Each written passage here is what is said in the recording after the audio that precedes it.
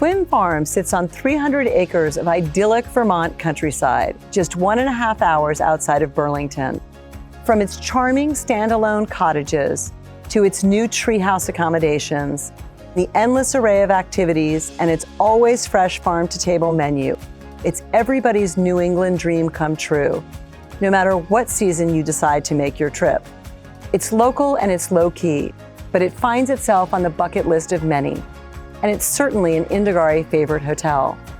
The Twin Farms culinary culture is a core component of what makes it so unique. Since its founding, much of what's on the menu comes directly from the property or is sourced from local producers. Exclusively for the Indagare community, we're excited to bring you a 3-part culinary series. Plus, we'll showcase how gastronomy became a defining ingredient to a stay at Twin Farms. Hi, welcome back to Twin Farms. I'm Executive Chef Nathan Rich, and I'm really excited to tell you about our culinary program. We focus highly on the food and beverage program, and it's one of the key experiences here while you're on property, along with amazing accommodations and lots of activities. But my favorite is the food and wine. Along with everything that's included in your stay, we also have some additional experiences that have just some small add-ons to enhance your time here at Twin Farms while you're on property.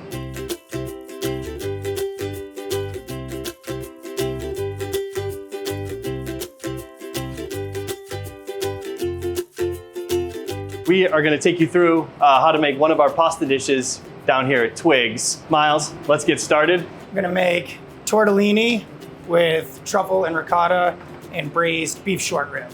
So all of our pasta is made in-house. We make everything by hand. So these tortellinis were made here, and the beef that we're going to use is from a local farm. We have about 30 different properties that we work with. So we're going to start with braised short rib, a little butter, and the braising liquid, tortellinis into the boiling water. How long is that short rib braised for, Miles? About 4 hours. A little salt and pepper. We have a nice bit of stock that we have from the braising liquid in here. So we're just gonna melt our butter and warm our sauce here as we wait for our pasta to cook. A helpful trick in pasta is add a little bit of the pasta water itself. A little starch in there will help tighten and bind your sauce so it doesn't break. Tortellini will cook about 90 seconds or until it starts to float. It'll kind of double in size, good indicator that it's ready to go. So while Miles finishes this pasta, I want to talk about the white truffles. This is another experience that we have here on the farm. It starts about in the beginning of October and makes it to about January 1st or New Year's Eve. And these are unbelievable. They come from Italy. The flavor and the smell, I wish you could smell through the camera right now, but it's exceptional. So we're gonna finish the pasta with this. So this is a nice rustic dish. We have the tortellini, they're filled with ricotta, and there's actually some white truffle in the tortellini. And then we have the braised beef, and then the nice jus. We have Invierno, which is a local sheep's cheese, and then definitely some beautiful truffles. Definitely an amazing add-on if you're here during truffle season. I highly recommend. Comes with a beautiful wine pairing from our sommelier team. You can see that inside. Those are beautiful right there.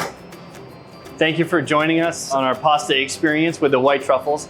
I have so much more to show you on the farm with additional culinary experiences right this way.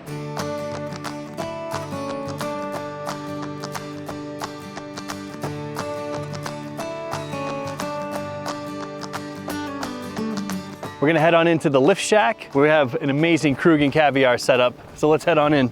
This is where we like to showcase Krug and Caviar, which is one of our partners. Krug Champagne, been an ambassador of the champagne for several years now. Very proud to partner with them. Now to the best part, let's try some of the caviar. Some of the caviar that we use, and my personal favorite is golden ocetra caviar. As you can see, some of the pearls are absolutely beautiful, and it's got a nice buttery flavor to the caviar. And we set it up with traditional accompaniments. We have egg and creme fraiche, and it's paired with bellinis.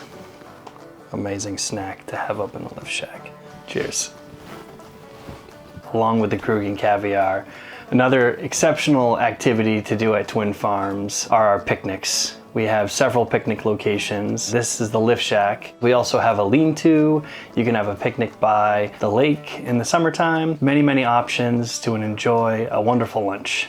Thanks for joining me in the lift shack. Now let's go check out some other experiences.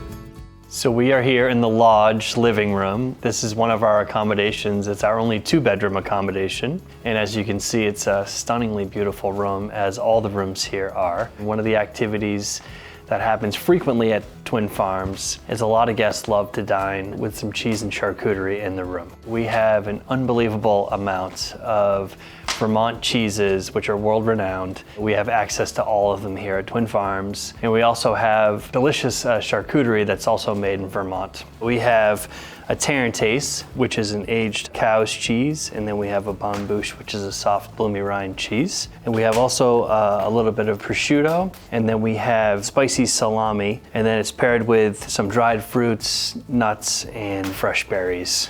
This is a nice setup, so it's great to sit by the fire in the room and enjoy some delicious cheese and charcuterie.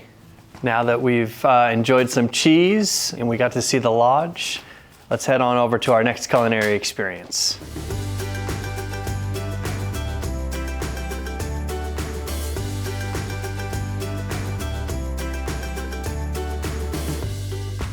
Hi, welcome to Twiggs. We're at the bar here. We're now going to talk about another really special enhancement that we have at Twin Farms. I'm excited to talk about our partner, WhiskeyPig.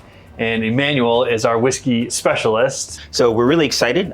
We work very closely with WhiskeyPig, which is a Vermont-based producer of whiskey, particularly rye whiskey, but they also do incorporate bourbon whiskeys in their expressions. WhiskeyPig grows their rye right here in the great state of Vermont, and we're really excited to have this on offer for our guests. Our guests that join us here on the farm have the opportunity to experience some of the limited release options from WhiskeyPigs, which are the Boss Hog editions. And the Boss Hogs are the featured selection for our guests in their time with us here on Twin Farms. We do have some other unique offerings, including the WhiskeyPig 15 and 18 for our guests to try. I have to tell you, if you are not a whiskey connoisseur, I just started drinking whiskey this past year, and it's all because of Emmanuel.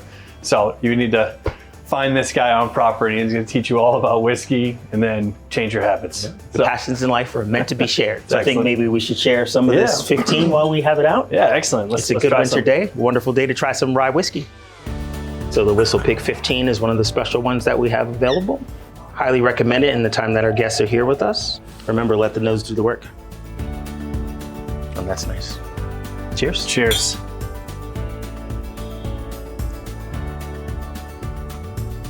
So Emmanuel, can you tell me the reason for this glass and maybe some of the notes that go along with this specific whiskey? Well, I'd love to.